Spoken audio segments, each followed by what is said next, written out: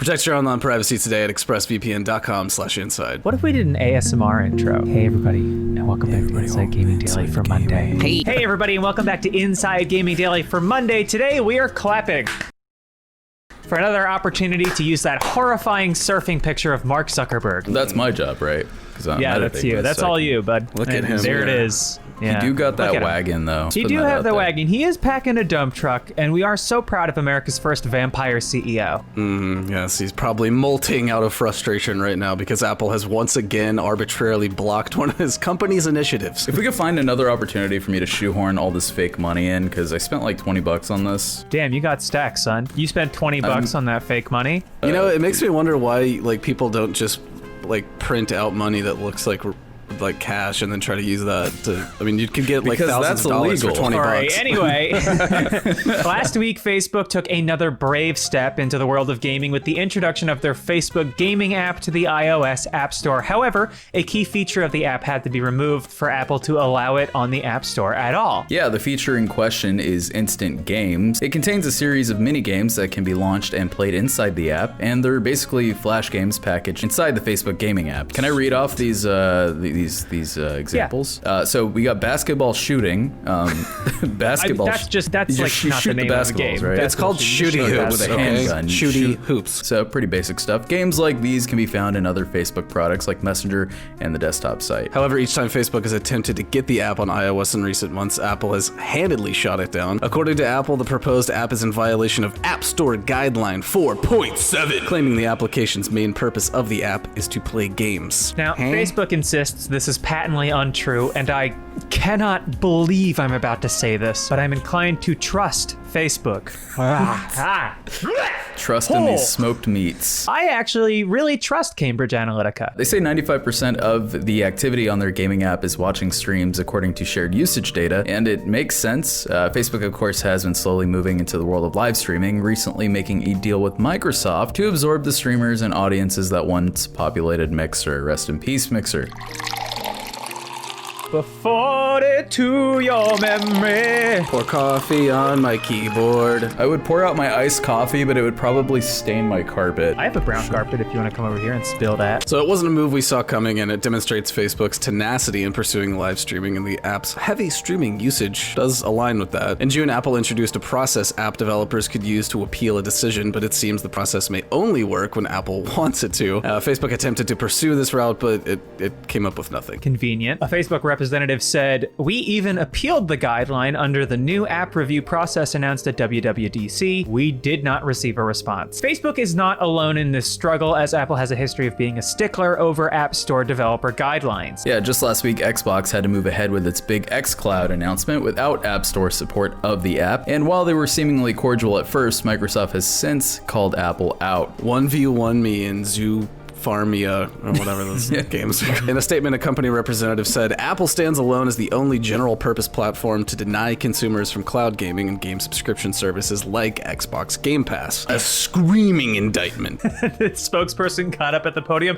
Apple stands alone as... The standoff doesn't seem to have a clear end in sight, with Microsoft canceling their iOS testing for xCloud altogether over a month early and focusing their mobile game streaming efforts solely on Android. Oh, speaking of Androids, Mark Zuckerberg. Right? Nice. Guys, he's an a Android robot with lizard. a nice ass. Sweet baby Rays. Sweet baby Rays. Smoking these meats. Sweet baby Rays. Hey, smoking these meats here. They taste doubly better when you hunted the animal yourself. So, what are you guys making for dinner?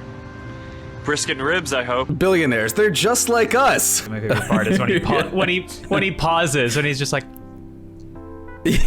So, Microsoft's frustration likely has a lot to do with the tremendous market share Apple controls with the iPhone alone. Statista puts the number at over 100 million in the US alone, and when you consider iPad sales, the number climbs higher still. So reportedly, Apple's main defense against game streaming applications and xCloud in particular is that they insist Microsoft submit each title individually for review. While we can't speak to what exactly the approval process looks like, we can safely assume that it would be a tremendous pain in the tuchus. What if like I didn't read that as took us at all, and I said just completely straight-faced. Yeah, we safely Touches. assumed that it would be a tremendous pain in the touches. I'm sorry, sir. There seems to be an abnormal growth in your touches. Apple responded to criticism, saying the App Store was created to be a safe and trusted place for customers to discover and download apps and a great business opportunity for all developers. Before they go on our store, all apps are reviewed against the same set of guidelines that are intended to protect customers and provide a fair and level playing field to developers. The same can't be said about Android, because if you ever go on the Google Play Store, it's like nothing but hentai games and like, GTA it's a mess San over Andreas there. games. Yeah.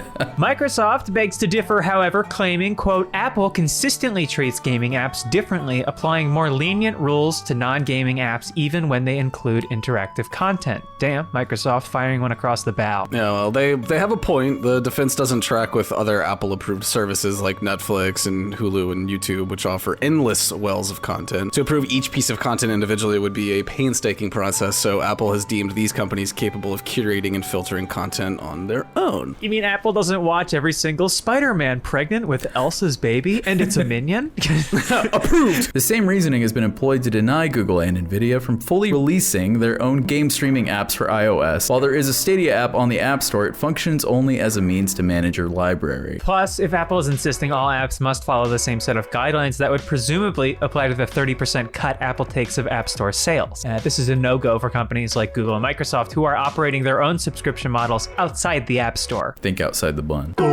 Yeah, even Epic Games has been forced to play by Apple's rules and offer Fortnite through the App Store, presumably eating the cost of Apple's slice. Food joke. That was good, yeah. Yeah. Thank you. So anyways, this is notable also due to the fact that Epic opted to bypass the Google Play Store completely for Android users in order to circumvent Google's own 30% revenue share. Facebook clearly values its live streaming enough that it was willing to cut the instant games feature from the iOS app. Whether Facebook will find a way to work within the App Store guidelines or with Apple to bring the feature to iPhone users is anyone's guess. However, as part of their Mixer deal with Microsoft, Facebook intends to integrate xCloud into Facebook Gaming so players can launch the titles they're watching in the app. That's the dream, right? Stadia wants to do it. You know, like you're watching and you're like, oh, I want to actually stop watching this and go play. This means both companies share an interest in bringing game streaming to iOS devices, but we can't imagine Apple being too enthusiastic about this. Yeah, is this merely classic Apple stubbornly sticking to its guns for the sake of sticking to its guns? Or is it more sinister? The company is currently facing antitrust criticism in the US and is subject to an investigation in the EU regarding the App Store. So, I don't know, like, is Apple leveraging its power as an app distributor as a means to possibly bolster its own gaming service? Apple Arcade? That's hard to say, as Apple's approach to a custom curated library of games technically exists in a different lane than game streaming, but when every company has a hand in everything, it's difficult to discern where antitrust violations are occurring. Our guess is Apple's concerns with xCloud and the like have more to do with their App Store generally. To allow third parties in to, in a sense, distribute apps separate from the App Store does not gel with Apple's whole thing,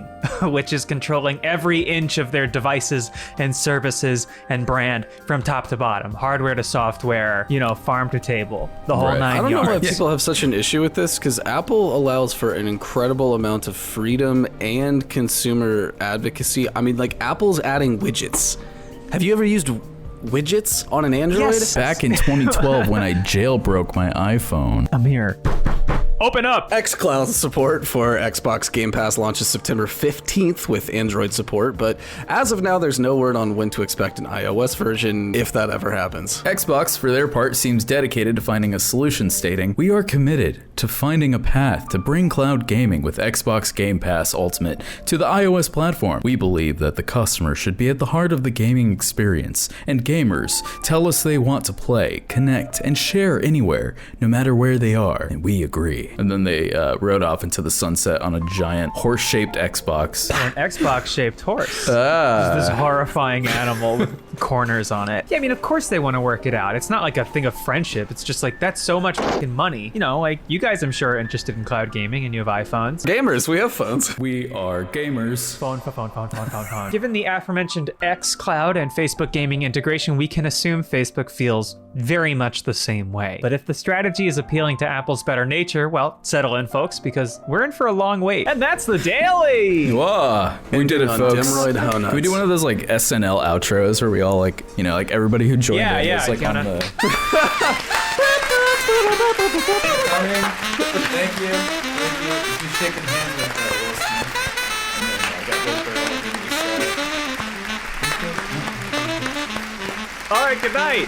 Hey, everybody. Welcome back to Inside Gaming Daily for Wednesday. Let's do a farewell hump for Mixer, everybody. Patrick, do you mind? Because the day of judgment has finally arrived. It's done. R.I.P. It turns out that big corporations can just pull the plug at a moment's notice. Oh, Patrick's putting that plug back in.